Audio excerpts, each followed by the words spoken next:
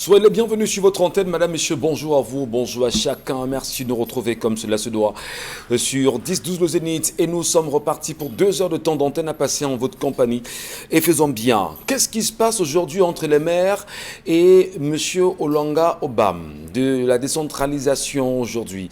Qui sont ceux des maires qui ont décidé de ne pas payer, on va dire, les employés des mairies aujourd'hui? Qu'est-ce que M. Olanga Obam peut apporter comme solution à ces revendications qui sont quelquefois souterraines au sein des mairies du Cameroun, qui sont ceux-là qui demandent aujourd'hui à être payés au sein des mairies sans l'être véritablement? Quel rôle jouent les maires et que peut-il exactement faire? La question mérite d'être posée. À côté de cette question, bien sûr, ça fait débat depuis des jours. Qu'est-ce qui se passe en même temps avec des intégrations au cœur même de la fonction publique? Comment expliquer qu'aujourd'hui, le ministre de l'Enseignement supérieur, professeur Jacques Famindongo, aux côtés de l'actuel ministre de la fonction publique et la réforme administrative, ait choisi de faire une proposition comme ça au Premier ministre, chef du gouvernement, en vue de voir dans quelle mesure, désormais, pour être recruté ou encore intégré au sein de la fonction publique après une formation, que ce soit à l'école normale ou encore à l'INSET, il faudrait absolument procéder par un autre concours d'intégration. Et les Camerounais, de plus en plus, n'arrêtent de s'indigner. Le ministre qui a tenté à sa façon de justifier, et un justificatif qui laisse un goût amer à bon nombre de Camerounais qui estiment qu'il n'est pas dans son droit. Et là, on peut lire simplement une politique d'exclusion. Politique d'exclusion ou pas, est-ce que Jacques Famindongo peut justement rassurer les Camerounais sur cette façon de faire? Nous en parlerons bien sûr ce matin. Mais ils sont également nombreux. Peut-être parce qu'ils n'ont pas de syndicat, des policiers qui se plaignent. Et chaque jour, ils reviennent avec des faits concernant les tenues. Qui sont ceux qui imposent de façon similine aux policiers d'acheter des tenues afin de se réhabiller convenablement? D'après les informations à notre portée, ils font savoir que si vous n'êtes pas défilant du 20 mai, vous n'avez pas droit justement à une tenue. Et beaucoup sont obligés de se retrouver dans des couloirs pas catholique, en même temps pour se faire des tenues à hauteur de 25 voire 30 000 francs CFA, quand on sait que c'est proscrit et c'est interdit au Cameroun. Qui s'occupe bien sûr du budget alloué aux tenues de ces policiers? Et à côté de ceci, les avances, les salaires et tout ce qui va avec restent aussi bloqués à leur niveau. Ils essayent justement d'appeler forcément l'autorité policière, le DGSN, à ouvrir les yeux sur ce fait et estiment que la grogne risque justement d'arriver au sein de ce corps. Madame, Monsieur, bonjour à tous. Merci de nous retrouver. Installez-vous confortablement aux côtés de Charles Hamel, Isabelle Carotte, DBK, je l'appelle ainsi, mais surtout Géraldine Mafo. On fera la route et on la prendra avec vous. Donald Biscamgan, dit DBK, bonjour. Bonjour Michel, bonjour à nos téléspectateurs. Les Africains doivent être vigilants. Le chancelier allemand Olaf Scholz est en tournée africaine, comme vous le savez, depuis dimanche. Sénégal, Niger et Afrique du Sud sont les étapes de cette tournée africaine du chancelier allemand. Et il vient notamment parce que la crise en Ukraine et les restrictions sur les exportations du gaz de la Russie impactent gravement sur l'Europe et en premier chef l'Allemagne, qui, comme vous le savez, est la première puissance européenne. Il est en Afrique pour négocier les marchés de gaz. Les pays choisis ne sont pas les pays choisis au hasard. Le Niger est un producteur de gaz. Le Sénégal également, l'Afrique du Sud. Les Africains doivent être vigilants. La crise en Ukraine peut aussi être une opportunité. Ce n'est pas exclu. Voilà. Isabelle Carotte, bonjour. Bonjour à vous Michel, bonjour à ceux qui regardent le programme encore ce matin. Dur de pouvoir passer des jours dans le noir. Ah d'accord. Et Néo a encore frappé. Hein. Trop compliqué. Charles Hamel, bonjour. Bonjour Monsieur Michel, bonjour à tous les téléspectateurs. Vous avez une voix cassée là. Hein. Non, la grippe. Ah, grippée. Ah ben dis donc. Plutôt la grippe. On vous souhaite justement de prendre tout ce qui va avec comme médicament. Bonjour à vous Géraldine Mafo. Bonjour Monsieur Michel Gachou, bonjour à nos chers téléspectateurs. Très bien d'ailleurs nous regarder comme chaque matin, Madame, Monsieur. Écoutons Géraldine Mafo, l'histoire de ce matin. L'histoire de ce matin, mesdames et messieurs, c'est l'histoire de Judith. Judith nous dit qu'elle s'est mariée il y a 8 ans, ici au Cameroun. Il faut dire qu'elle nous envoie son histoire depuis le Gabon. 8 années qu'ils sont mariés, mais seulement après plusieurs tentatives et plusieurs examens, il s'est avéré que Judith est infertile, donc incapable de donner des enfants. Son mari et elle ont essayé tout ce qu'il y avait en leur disposition, mais rien. Et le temps passant, Judith a vu dans l'état de son mari son désir de pouvoir avoir un enfant et elle lui a fait une proposition. Elle lui a demandé s'il était possible qu'elle trouve une femme avec qui il ferait un enfant. La seule condition serait que cet enfant le leur soit rendu ensuite pour que ce soit eux qui en assurent l'éducation. Le mari n'a trouvé aucune objection, il a été d'accord, sauf que la personne que Judith est allée trouver pour porter l'enfant de son mari qui deviendrait le leur, c'était sa cousine maternelle et elle a grandi chez cette tante avec cette cousine dont c'est pratiquement sa sœur. Elle a donc fait venir sa cousine au Gabon. Sa cousine a conçu de son mari et il était question qu'elle reste chez eux jusqu'à terme, qu'elle donne l'enfant et qu'ensuite elle retourne continuer sa vie. Il faut dire que sa cousine n'était pas dans une relation, n'avait pas de projet de quoi que ce soit. Donc le projet était simplement de mettre cet enfant au monde et de repartir. Seulement, la cousine est arrivée au Gabon. Après 6 mois de grossesse, elle est retournée au Cameroun sans rien dire à Judith. Judith a été surprise de constater simplement que sa cousine a quitté la maison pour le Cameroun. Son mari a dit reste là, je vais aller comprendre ce qui s'est passé. Et comme ce mari est parti du Gabon pour le Cameroun, il n'est plus revenu. Judith est restée là, perdue, sans nouvelles, essayant de joindre des membres de la famille. On ne lui disait rien de bon. Elle a quitté le Gabon, elle est venue au Cameroun et elle a fait un triste constat. Son mari a emménagé un grand appartement où vit sa cousine qui était justement sur le point de mettre au monde leur enfant, entre guillemets. Et son mari est bien installé désormais avec la cousine. Elle a essayé d'en parler aux membres de famille qui lui disent « Bon, c'est la famille, qu'est-ce que tu veux? Si ton mari était parti avec une inconnue, tu n'as qu'à rester tranquille, c'est pas grave, va au Gabon, continue vos affaires. Quand le moment viendra, il rentrera là-bas, il n'y a pas de problème. » Judith ne comprend pas l'attitude de son mari. C'est vrai qu'il a beaucoup d'argent et personne n'a voulu comprendre la douleur par laquelle elle passe. Elle comprend très bien qu'elle a perdu son mari et nous demande comment se comporter, que faire face à une telle situation. Oh là là, Judith, c'est difficile, hein. C'est très compliqué quand même. Je sais pas, j'imagine la tête que ferait Isabelle Carole Zoupette ce matin devant une telle situation. Hein, quand la femme se met un peu à la place de Judith, quel est le ressenti qu'on peut avoir, Isabelle Carole? Vous n'avez pas d'enfant, vous prenez quand même votre cousine. Ce qui peut sembler être normal en Afrique, parce que chez nous aussi on ne trouve pas de souci à ça. Il fait quand même un enfant à votre cousine, mais votre cousine s'enfuit et finalement elle la poursuit. Vous a-t-il aimé en 8 ans ou pas? Oui, il vous a aimé.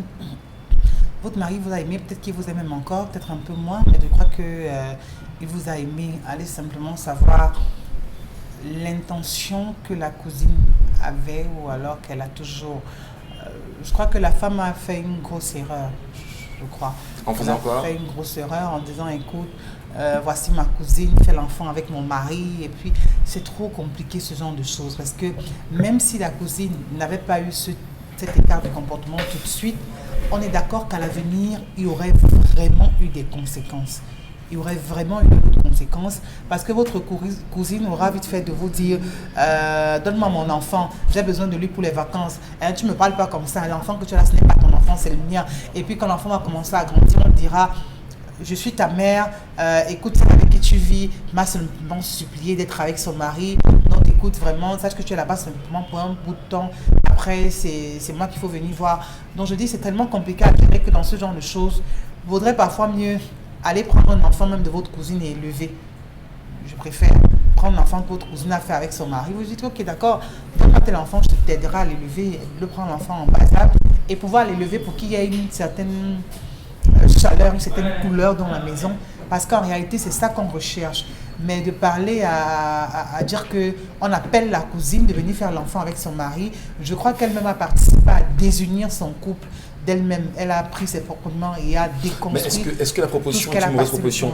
Est-ce que se dire, d'accord, je n'ai pas la grâce de faire un enfant, oui. Ma cousine peut en faire avec mon mari, et que nous prenons l'enfant en charge, est-ce qu'on n'a pas également le droit de voir ici que la cousine est de mauvaise foi quand même? Parce que quand ta cousine souffrante te dit, bah, écoute, fais-le et tu me le donnes, sachant forcément que c'est ton enfant, parce qu'on connaît, il y a des enfants qui ont grandi avec des mamans qui ne sont pas les leurs de façon, on va dire, des génitrices, mais qui ont une éducation acceptable, normale, et qui ont grandi dans un cadre tout à fait raisonnable. Mais est-ce qu'on ne peut pas parler ici de la mauvaise foi quand même de la cousine, portant le bébé de son mari et prenant la poudre de l'escampette comme ça met quand même mal Isabelle Caron. On est d'accord que la cousine n'a pas respecté les clauses, parce que pour le cas d'espèce, il y a forcément eu des clauses au départ, mais je dis c'est toujours difficile.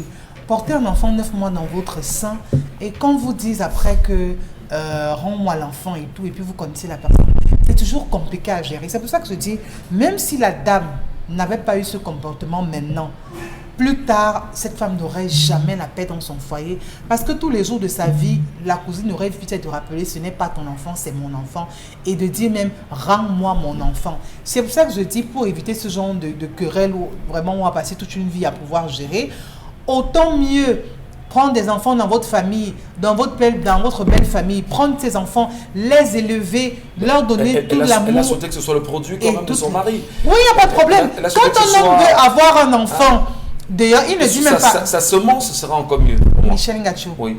Vraiment, quand un homme va aller mettre sa semence quelque part, il ne demande même pas avant de partir. Vous constatez qu'il est parti, c'est-à-dire que vous ayez fait des enfants ou pas. Donc, qu'elle ne le fasse pas comme si elle était en train de faire solidarité à mon mari, parce que ça ne marche même pas. Que vous fassiez des jumeaux, des triplés, des quadruplés, que vous lui offrez des filles, des garçons et tout. Vraiment, s'il a envie d'une autre souche dans sa famille, il aura cette autre souche. Donc, je dis, c'est pas le besoin. Si elle voulait répondre aux besoins de son mari, ben, qu'elle retienne qu'elle a tout fait faux. Ce dont moi je pense qu'il était important, c'est de pouvoir avoir cette ambiance dans la maison, de pouvoir avoir un plat cassé, de pouvoir avoir un enfant avec lequel s'amuser, crier, éduquer, inculquer des valeurs aussi qu'on souhaiterait éduquer ou alors élever les enfants des autres. Ça vous donne aussi des bénédictions. Mais de dire à votre cousine, viens faire l'enfant avec mon mari, c'est ouvrir la porte à la catastrophe. Visiblement, vous n'êtes pas d'accord justement pour le mari qui est autorisation. Qu'il aille faire l'enfant avec X, Y, Z. Visiblement, vous n'êtes pas d'accord parce qu'en fait, c'est votre cousine et vous estimez qu'elle ne devrait pas partager votre mari. C'est ça. Non, c'est pas le. Non, c'est pas. Pour moi, c'est pas le fait d'être égoïste. C'est-à-dire que c'est pas parce que c'est mon mari. Oui. C'est-à-dire que c'est pas le caractère possessif qui me retient, mais c'est le fait que c'est ma cousine. C'est-à-dire que toute ma vie sera l'enfer. Si le fait avec une inconnue, vraiment, peut-être qu'on se croisera, peut-être qu'on se croisera pas. C'est autre chose. On sait qu'en Afrique, on sait que dans nos communautés, il y a ce qu'on appelle le veuvage, qui existe encore aujourd'hui, où votre mari décède, votre petit frère, ou son petit frère, son grand frère, vous prend d'ailleurs parce que vous appartenez à la famille, et que on va peut-être pas faire, on va peut-être pas voir comment le versant du veuvage ici, mais elle pense peut-être que la semence de son mari, dans sa descendance, serait toujours l'enfant qu'elle a souhaité porter. En tout cas, on reviendra à vous. Dona Biskamgan, quelle compréhension faites-vous à cette histoire de ce matin? Bon, je pense que la femme a été victime d'une crise de confiance.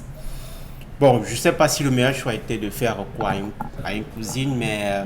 c'est un choix mauvais? Le choix a été fait. Est-ce qu'au plan traditionnel, vu de l'Afrique, est-ce que ce n'est pas une mauvaise chose de faire recours à la cousine alors qu'on est officiellement marié avec un homme? Est-ce que c'est pas malsain? La question mérite d'être posée, mais je pense qu'elle a été trahie. Elle aurait pu choisir une amie à qui elle a confiance. Mais quelle est la probabilité que l'amie ne elle réagisse a voulu pas? Oui, exactement comme la cousine aussi. Voilà, c'est pour ça que quel que soit le bout par lequel on prend le sujet, il y a une question de confiance perdue, de crise de confiance, parce qu'elle aurait choisi une amie que éventuellement, peut-être que le chemin aurait été le même. Ouais. Mais je pense que ça pose un autre problème, c'est l'éducation médicale. Je ne sais pas pourquoi. Il me semble que dans le récit qui a été fait, j'ai l'impression que c'est une famille qui a relativement des moyens pourquoi ne pas faire recours simplement à la fécondation in vitro? D'accord, ça coûte cher, mais cette famille, j'ai l'impression que c'est une famille relativement confortable au plan des conditions de vie. Donc elle aurait pu proposer à son mari de passer par la fécondation in vitro. D'autant plus que j'observe dans le récit qui a fait l'histoire que elle semble être une fille extrêmement jalouse et possessive de son mari. En allant chercher la cousine, elle a pensé peut-être qu'une amie aurait pu arracher son mari, sauf que là, elle retombe quasiment, sinon exactement, dans les mêmes travers. Elle aurait pu aller choisir de faire la fécondation in vitro. Sans te couper, je vous en prie, elle a certainement pensé qu'avec sa cousine, les liens de sang vont rester. À la base.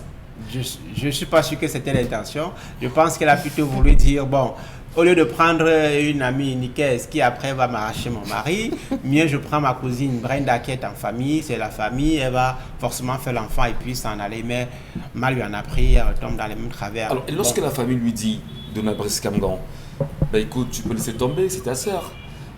Si ça avait été une étrangère, entre guillemets, d'une autre femme qui ne soit pas forcément de ta famille, qu'est-ce que tu aurais dit? Est-ce que l'attitude de la famille pour vous est une attitude responsable? Ça renseigne sur ce que sont devenues nos familles. C'est-à-dire que vous faites recours à une cousine qui est donc censée vous comprendre, qui est censée être à vos côtés, vous soutenir dans ces moments difficiles. L'infertilité pour une femme est toujours quelque chose de traumatisant, que ce soit même pour l'homme, c'est toujours quelque chose de difficilement vivable au quotidien. Si on n'en compte qu'au nombre de paroles méchantes que vous recevez, la stigmatisation et tout ça, vous vivez une frustration incroyable au quotidien. Donc, ce type de personne a besoin d'un accompagnement, y compris au plan psychologique, du soutien donc des membres de sa famille, des amis, des personnes qui lui sont proches, qui doivent pouvoir lui manifester leur amour, la comprendre. Mais manifestement, là, la famille attendait, peut-être les parents de cette cousine attendaient seulement l'occasion pour sauter dessus. Comment vous comprenez ça, Charles Hamel?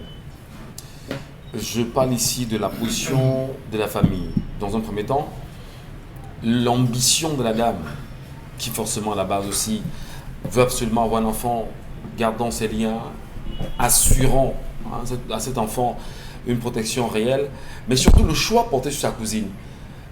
Est-ce que vous trouvez que ce soit problématique, M. Mathieu? Ce qu'il faut dire, c'est que chez les Bantous, celui qui est dans la famille ne sort plus. Oui. Même la mort n'annule pas le mariage. On dote une fois. Pendant la dot, on vous appelle à regarder. Si jamais ça ne donne pas, vous avez l'autorisation de rester dans la famille. Ça, c'est le principe bantou. L'occidentalisation a créé des actions personnelles où dès que j'ai pris, ça ne va pas, je peux rompre, je pars ailleurs, je prends encore, ça ne va pas, je romps, je pars. Non. C'est deux familles qui se marient et qui s'unissent et jamais ne vont divorcer. C'est la raison pour laquelle lorsqu'on s'assied pour définir, lors de la dot, il y a des présentations. Voici le grand-père côté paternel, grand-mère côté maternel, voici. On échange, on partage le vin et la cola pour unir les familles. Cette fille se retrouve dans un problème. Je salue la patience de l'homme. C'est important. Je salue sa patience. 8 ans. 8 ans, il a passionné. Et ça, c'est un principe bantou. On ne répudie pas la femme qui ne fait pas d'enfant. La femme qui ne fait pas d'enfant chez les bantous a un statut particulier. C'est elle sur qui on surnomme tous les enfants de la famille qui naissent. Parfois, vous entrez dans une famille, vous retrouvez un nom répandu dans toute la famille, posez la question, on vous dira, c'est un souvenir de qui n'a pas pu faire des enfants. Donc, quand la nécessité arrive, elle dit, je vais te trouver une. C'est elle, la femme, qui a la responsabilité. Là encore, je salue. L'homme va chercher. Elle est allée chercher dans sa propre famille. C'est un choix noble. Quelles sont les négociations qu'elle a formulées dans sa propre famille? Comment a-t-elle discuté? Était-ce une action personnelle, comme les occidentalisés ont? C'est-à-dire, elle est venue causer à l'oreille que comme tu vois, mon gars ne parvient pas. Est-ce que tu peux vraiment s'entendre? Tu es ma seule cousine avec qui je m'entends dans la famille. Gna, gna, gna, et tout. Elles ont géré cette situation à deux. L'histoire ne nous dit pas, mais tout semble porter à ce que elles ont discuté à deux. Elle déplace la fille pour le Gabon. Quelles sont les négociations? La discussion qu'il y a eu avec la famille. Point d'interrogation, action personnelle. Donc comme quoi, elle n'a pas impliqué la famille. Elle n'a pas impliqué la famille. Dans ce oui, je salue encore, je veux dire, l'homme, la patience. C'est elle qui ramène le produit. Elle dit en semence. L'homme ne prend pas la peine de demander à sa femme quels sont les contours, comment tu as discuté. Forcément, il lui a dit, j'ai géré. Maintenant, monsieur Michel Ngatsou, la période où elle portait l'enfant de la grossesse, elle va dire, ah, garde bien, c'est l'enfant, vous voyez, celle qui attend l'enfant a une attitude. Elle a une attitude et un comportement. Vraiment, le bébé, là, je vais garder le bébé. Elle prend possession du bébé, non pas à la sortie, mais depuis le ventre. C'est une action qui gêne la mère. Vous allez vous rendre compte que même dans les actions des mères porteuses, la mère porteuse est toujours dans un coin, elle laisse la porter l'enfant, personne ne lui rend visite, on l'entretient, on la nourrit, on la soigne, jusqu'au jour où elle accouche, on récupère l'enfant. Elle a senti dans cette relation qu'elle se retrouverait certainement à perdre son enfantin. De deux, elle a mesuré, la cousine a mesuré les enjeux. Elle a arrivé certainement, elle a vu une grande maison, certainement elle a vu Monsieur Michel Ngatsou, un confort à nul autre pareil. Elle s'est posé l'épineuse question, pourquoi pas moi? Raison pour laquelle elle décide de rentrer après avoir décrypté l'environnement immédiat. Au lieu qu'on ne fasse interpeller la famille, ça c'est important. Si la famille avait été au courant, je crois qu'elle aurait dû appeler en disant qu'est-ce que la cousine est en train de faire. Elle a fait. Qu'est-ce que la cousine est elle devait appeler pour dire qu'est-ce que la cousine est en train de faire. Ce n'est pas le mari qui devait se déplacer pour gérer la situation, monsieur Ngatsou. C'est la femme qui devait se déplacer parce que c'est elle qui a enclenché le processus d'ensémencement. Donc elle devrait se déplacer. Dans le rôle du mari de dire laisse-moi partir voir, je reviens. Lorsqu'il est arrivé, qu'est-ce que la mère de la cousine a dit? Qu'est-ce que les tantes proches? Parce que la famille, c'est des clans. Faites très attention. Qu'est-ce que le clan de la mère de la cousine a fait comprendre? Et il y a donc eu quelque chose qui s'est tissé. L'homme est aujourd'hui mu par une chose. Après 8 années de vie, il a envie de tenir dans ses bras un enfant. Oui, tout ce qu'on dira, permettez, c'est un désir propre à tout le monde. On est d'accord. Tout ce qu'on dira, tout ce que vous allez crier, l'objectif pour lui, c'est de porter un bébé, porter son bébé. Donc, je ne parle pas, je n'ai pas encore, je ne suis pas au niveau de la mère. Je suis déjà. Donc, l'homme s'est rapproché, la fille lui a dit, ok, moi je ne rentre plus chez toi parce que ta soeur, ta femme me fait, je préfère rester ici, d'accord, il n'y a pas de problème, c'est mon tout premier bébé, je te trouve un logement. Donc, la femme a fauté. Parce que c'est elle qui a piloté sa propre turpitude. Oui, mais peut-être elle était, on va dire chère la mère, peut-être elle a été très ambitieuse dans son projet avoir un enfant, mais surtout peut-être elle n'a pas su s'y prendre avec la cousine en l'aménageant. Parce que réellement, vous avez évoqué le fait qu'il y a aussi eu probablement le fait qu'il n'y ait pas eu un consensus avec les familles avant même son arrivée au Gabon, va-t-on dire. Mais convenablement ou concrètement, qu'est-ce qu'elle fait? Elle reste tranquille, c'est la solution?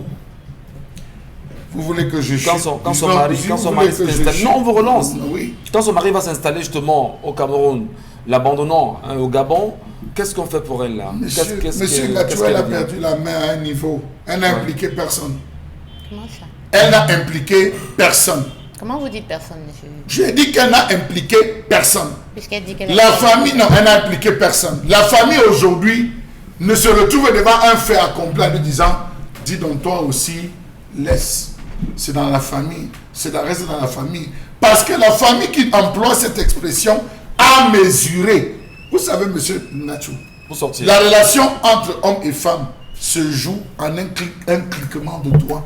Elle a baissé la garde à un niveau. L'autre a su récupérer, exploiter ses faiblesses et entrer. Donc l'homme qui décide d'abandonner le Gabon pour venir s'installer ici définitivement, M. Michel Gatchou, et penser rendre plutôt visite au Gabon, c'est quelqu'un qui certainement a trouvé son choix, qui certainement a trouvé la famille, a dit, elle ne pourra plus. Donc ce qu'elle a fait, c'est de baisser la garde complètement, de laisser que sa cousine donne naissance, de se déplacer maintenant et de venir discuter avec la famille en disant, nous avons, si elle avait impliqué la famille... Il n'y a aucune garantie qu'on donne l'enfant.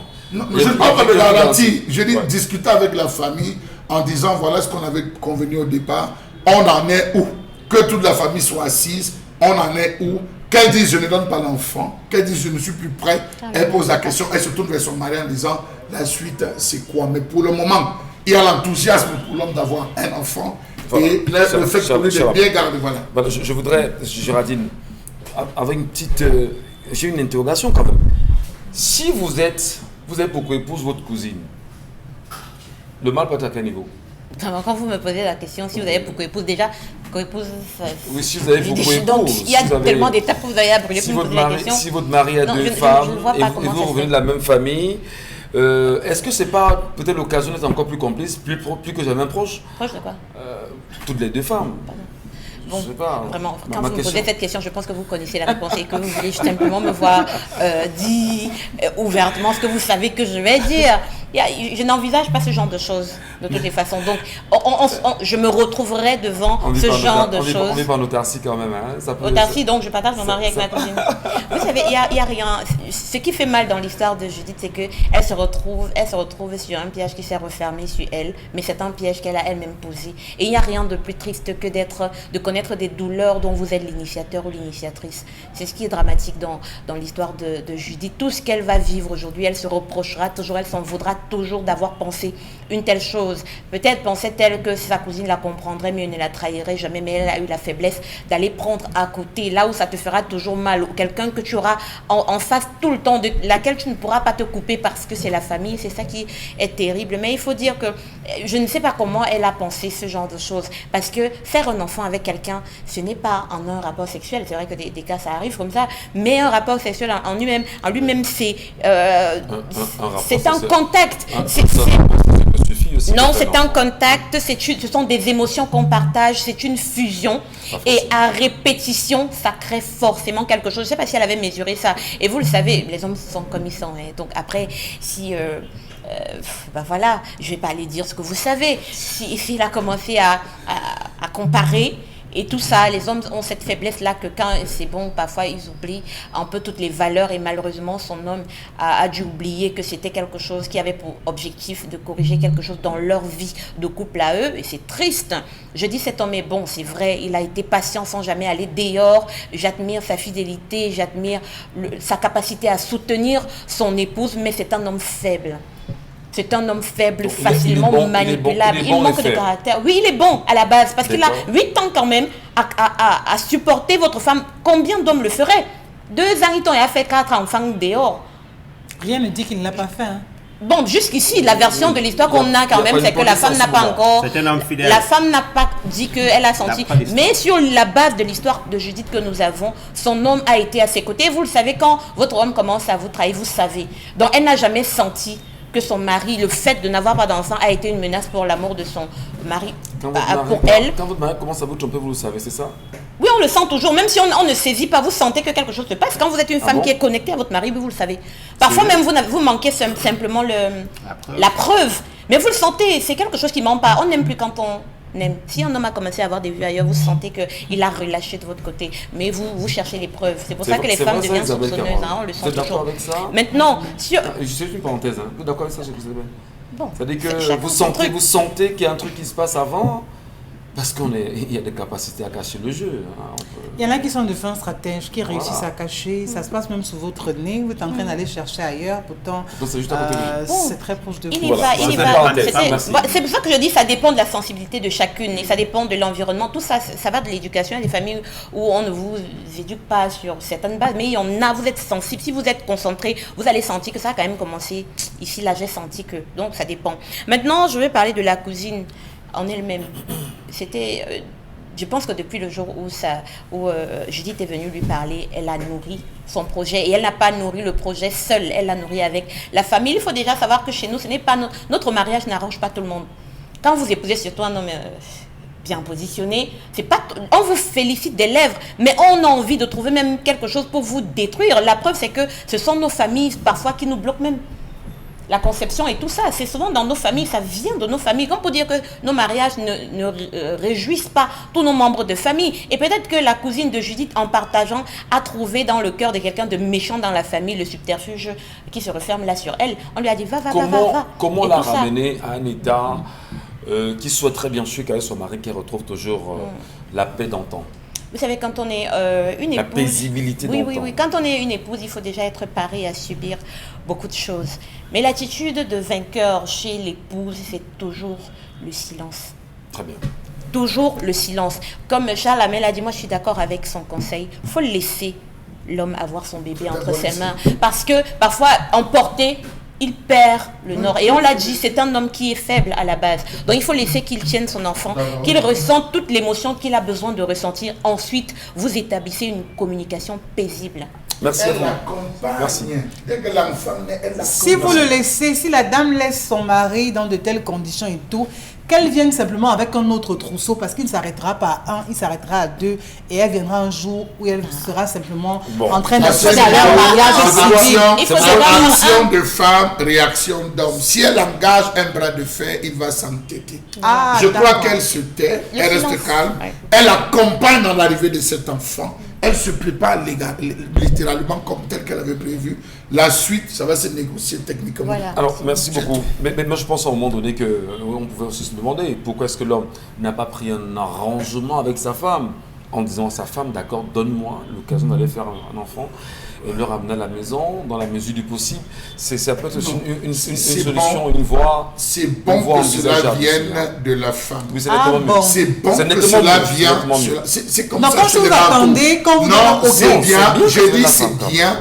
Chez les Bantous, c'est bien que cela vienne de la femme. Mon mari, je te vois assez triste parce que tu n'as pas d'enfant. Mon mari, je te vois assez triste parce que tu n'as pas de fille, tu n'as pas de garçon. C'est la partie Je de te la propose compréhension. d'aller faire ou je te propose une. J'ai ma copine là qui trime. Est-ce que tu peux l'ensemencer? Merci. Quand ça Elle vient a de fait la un femme. mauvais choix dans tous les cas. En tout cas, Choix, il y a chacun pas. justement son analyse. Donc, on va prendre bien évidemment la lecture des messages, dont la deuxième partie pour lire les téléspectateurs également, surtout les femmes qui nous feront bien justement savoir quelles sont leurs approches par rapport à cette histoire justement. Qu'est-ce qu'on peut faire pour cette femme et pleurer?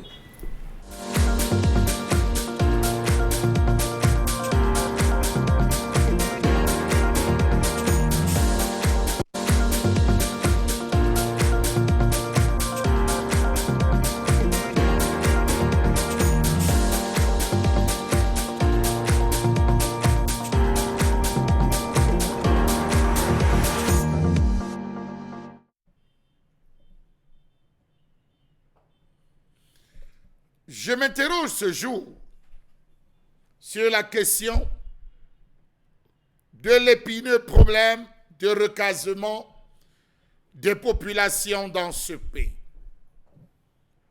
Depuis 1987, le Cameroun subit mieux, les populations camerounaises subissent des pressions, des déguerpissements, des expropriations à nul autre pareil. Comment comprendre que les mêmes problèmes demeurent depuis plus de 30 ans? La question du recasement des populations. Comment comprendre que recaser les populations soit un sempiternel problème dans ce pays?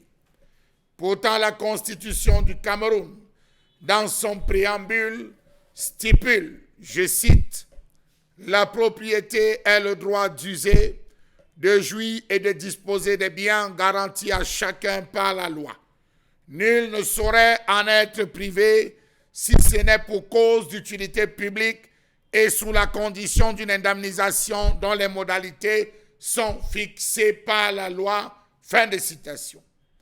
Comment comprendre que le non-respect des engagements internationaux par le gouvernement camerounais soit devenu une tradition? On va signer des conventions, on va prendre des engagements à l'international, mais jamais on ne les respecte. Le Cameroun est parti au pacte international sur les droits économiques, sociaux et culturels qu'il a ratifié le 27 juin 1984 et dont l'article 11, alinéa 1 stipule, je cite, « Les États partis au présent pacte reconnaissent le droit de toute personne à un niveau de vie suffisant pour elle-même et sa famille, y compris une nourriture, un vêtement et un logement suffisant, ainsi qu'à une amélioration constante de ses conditions d'existence. » Fin de citation. Comment comprendre, d'un, la non-application effective de la politique nationale de recasement, 2, l'absence de protection légale contre les expulsions, dispositif intégré dans la politique nationale de recasement et dont la plupart des textes inclus sont en vigueur au Cameroun. Comment comprendre que les principales mesures qui sont contenues dans ces lois et conventions ne soient pas toujours observées dans les opérations de démolition? Trop, c'est trop dans ce pays. On est fatigué des déguerpissements sans recasement. Souffrez qu'on oublie l'expression indemnisation. Savez-vous qu'à ce jour, des milliers de personnes sont de manière préméditée mises à la rue sans préavis officiel et sans aucune indemnisation?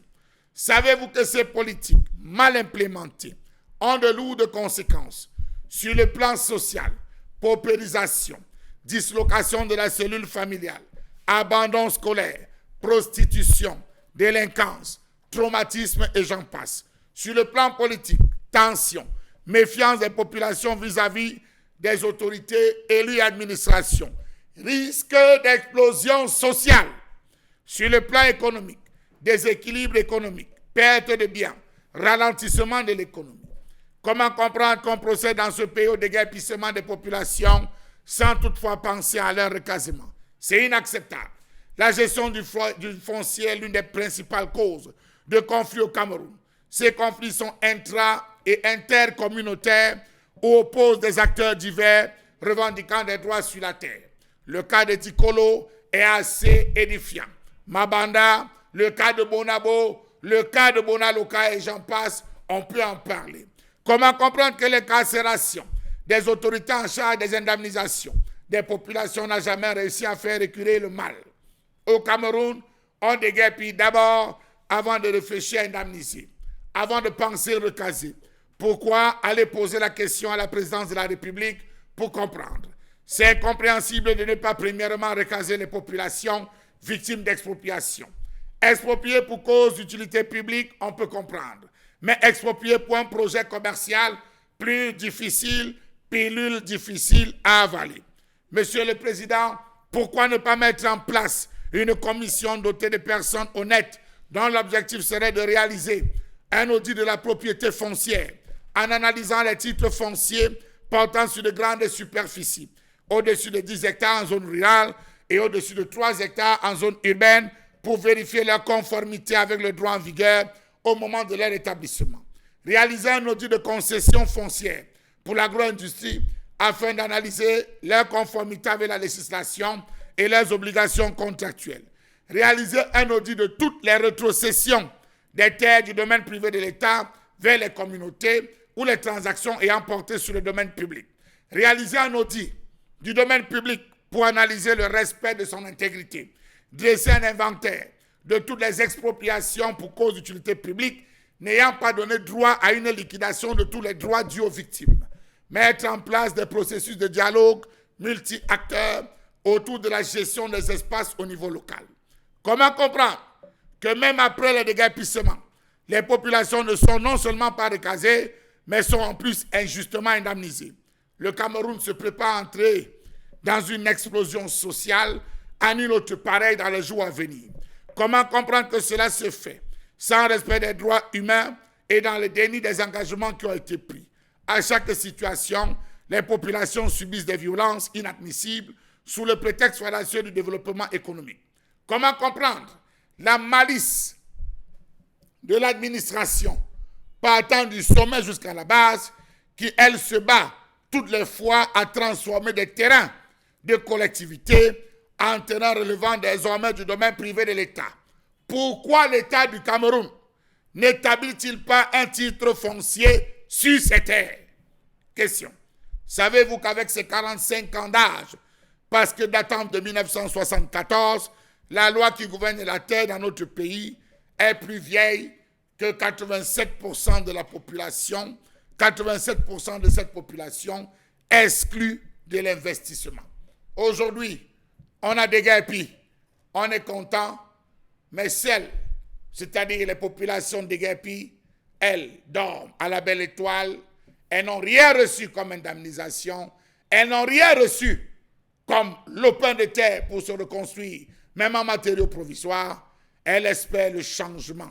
Un changement qui, j'espère, un jour pourra venir. Mais pour le moment, disons-le avec des mots simples, casser c'est plus facile que construire. On connaît des Camerounais aujourd'hui qui ont été cassés 5 fois dans leur vie. Ils sont allés à Bonabéry, on a cassé. Ils sont allés à Bonaloka, on a cassé. Ils sont allés à Nyala Kambo, on a cassé. Ils ont fui pour aller construire avant le pont de la Dibamba. Là encore, on les a cassés. Ils iront où? Des prêts à mourir pour tout. Charles Amel Mbathiou, là vous portez bien évidemment la colère et ils sont très nombreux ce matin, vous regardez, ils sont très nombreux, je vais dire, ces citoyens camerounais qui se retrouvent dans des conditions inacceptables aujourd'hui, dépouillés à la fois des terres, dépouillés de ce qu'ils avaient comme domicile. C'est une situation critique. Dépouillés de leurs biens. De tout ce qu'ils avaient comme bien. C'est oui. Comme on casse tout. Absolument. Acte de naissance, dedans, téléviseurs, ustensiles de cuisine. C'est une colère en même temps que vous portez. Et le peuple camerounais qui vous regarde ce matin se sent mais alors très impliqué dans tout ce que vous évoquez ce matin. On va essayer d'apporter des analyses à ça, madame, monsieur. Dona Biskamgan, je commence avec vous.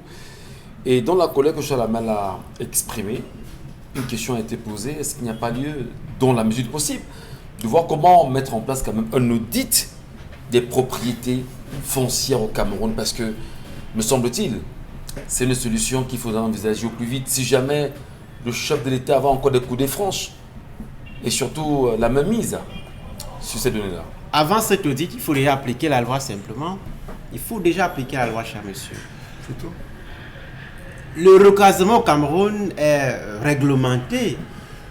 Le décret du 23 avril 2008, qui porte sur l'organisation des modalités et des procédures d'aménagement foncier, me semble assez clair sur la question notamment. Ce texte-là, qui est assez détaillé, indique notamment le cadre dans lequel les opérations de restructuration, rénovation, aménagement concerté et lotissement urbain se fait et surtout définit chacune de ces opérations et fixe les conditions. Puisqu'on parle ce matin des recasements, il me semble que ça touche davantage les questions de restructuration ou de rénovation.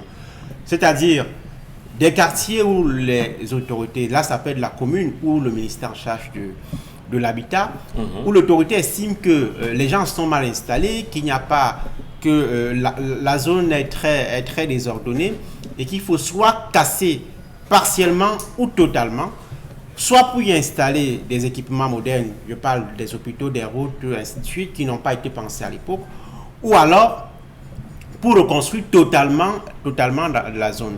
Dans l'un ou l'autre cas, il faut indemniser, il faut recenser cela. Et c'est l'article 6 du décret du 23 avril 2008 que nous venons de citer qui indique cela très clairement. Mais on a vu dans des cas même récents, notamment ici à Newton Aéroport, qu'on a cassé des gens qui sont là, pour certains ayant des titres fonciers, d'autant plus que ces décrets de 2008 indiquent que lorsqu'on vous casse dans ces conditions-là, il ne faut même pas que vous ayez un titre foncier pour que vous soyez indemnisé.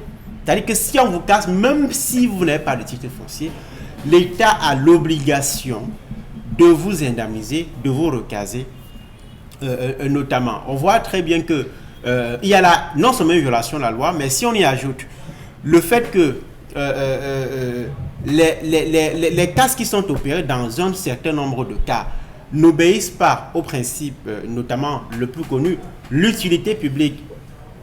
Dicolo est là pour nous indiquer justement la confusion et la tricherie qu'il y a derrière ce concept de l'application de ce concept d'utilité publique. On sait très bien que lorsqu'on parle d'utilité publique, c'est une initiative ou un projet qui a un intérêt pour le plus grand nombre. Absolument. Et non des projets qui sont mis en œuvre par des privés. Appliquer la loi, vous dites très bien.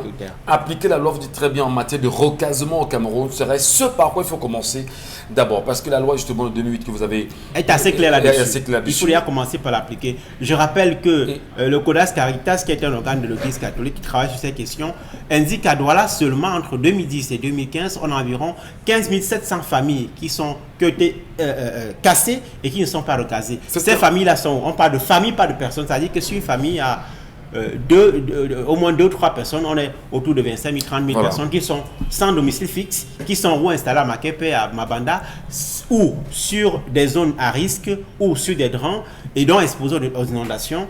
Le ministère des Transports vient d'indiquer que il faut craindre les inondations à Douala ces semaines-ci. Donc, ce sont des personnes qui vont se retrouver d'ici 2 semaines ou un mois à la belle étoile. Donnons la parole, bien sûr, à Géraldine Mafo sur cette question. Eh bien, est-ce qu'on ne peut pas dire que tout ceci se passe avec la complicité des autorités? Je prends encore un cas. En ce moment, ce qui fait le show en matière d'expropriation des terres et de non-recasement reste le cas de Dicolo. C'est reconnu de tout le monde en ce moment. Et beaucoup pensent ici que l'autorité administrative est complice, l'autorité judiciaire est complice, et bien finalement, le citoyen n'a plus de droit dans ce qui est censé être un État. Comment peut-on exproprier des gens et être incapable de les recaser quand on sait bien sûr qu'il y a une loi qui encadre ces données au Cameroun? Et vous posez là la question de la nature de l'indemnisation en cas d'expropriation. Il faut dire que la loi prévoit que cette indemnisation doit être l'intégralité du préjudice direct, naturel et certain causé. Mais allez voir, lorsque même on a déclaré un terrain d'utilité publique, qu'est-ce qu'on donne aux populations qui sont censées être déguerpies? Est-ce que cela leur permet de se reconstruire? Parce que vous savez, si vous avez acheté un lopin de terre, que vous avez bâti une maison dessus, il y a le coût de l'achat du terrain, il y a le coût de la construction. Est-ce que lorsqu'on vous indemnise, vous êtes capable d'aller vous acheter une terre quelque part, une parcelle quelque part et vous recaser, même de manière provisoire? Là est une question et dans la plupart des cas, non. Généralement, lorsqu'on veut même vous déguerpir, vous ne pouvez pas partir parce que ce qu'on vous donne ne vous permet pas d'aller vous réinstaller. Maintenant, vous parlez de toutes les machines mises en jeu pour décourager ou bien pour casser les masses. Oui, et j'ai à l'esprit en ce moment le cas de la famille Loando de Bonaloka qui détient des titres fonciers, mais qui sont aujourd'hui entre un jeu de ping-pong entre les ADC et l'autorité aéronautique. On les a expropriés, ils sont pourtant propriétaires. Mais qu'est-ce qui se passe? Les procédures sont torpillées et toute la machine a déjà été huilée pour que soit on fait perdurer, soit on joue à la carpe, c'est-à-dire qu'on ne vous répond pas.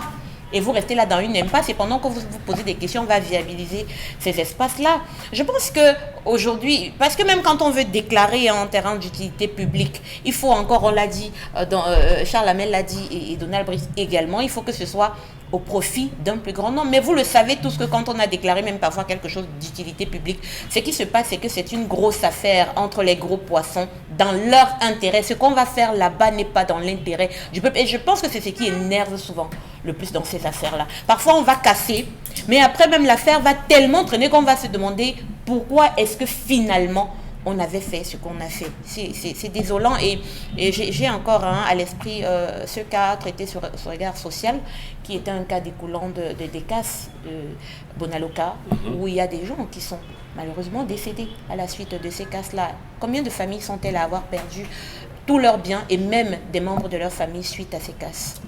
Merci infiniment à vous, madame, monsieur. Le débat autour de cette question n'est pas terminé. On va prendre une petite pause comme le veut le conducteur et puis on se retrouvera pour en parler. C'est assez compliqué quand même. Et déjà, beaucoup de courage à ceux qui ont été cassés à des endroits bien connus au Cameroun et qui recherchent recasement en ce moment.